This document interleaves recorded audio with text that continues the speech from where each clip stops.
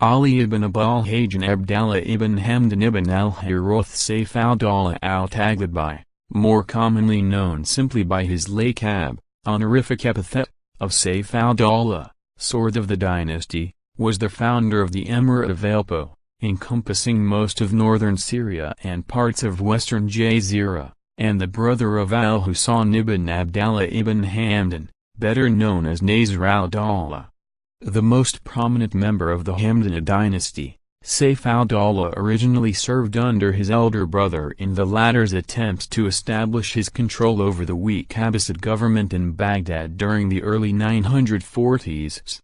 After the failure of these endeavors, the ambitious Sayf al Dawla turned towards Syria, where he confronted the ambitions of the Akshidids of Egypt to control the province.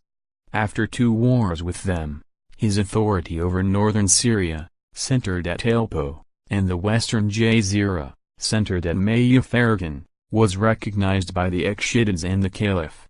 A series of tribal rebellions plagued his realm until 955, but he was successful in overcoming them and maintaining the allegiance of the most important Arab tribes.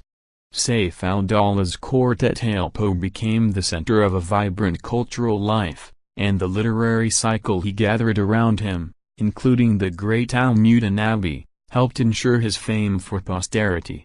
Sayf al Dawla was widely celebrated for his role in the Arab-Byzantine Wars, facing the resurgent Byzantine Empire that in the early 10th century had begun to reconquer Muslim territories. In this struggle against a much superior enemy, he launched trades deep into Byzantine territory and managed to score a few successes, and generally held the upper hand until 955. After that, the new Byzantine commander, Nicephorus Phocas, and his lieutenants spearheaded an offensive that broke Hamdanid power.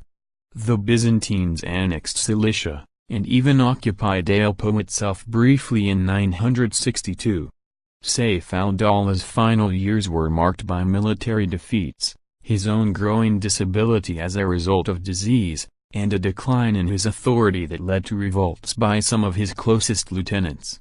He died in early 967, leaving a much weakened realm, which by 969 had lost Antioch and the Syrian littoral to the Byzantines and become a Byzantine tributary.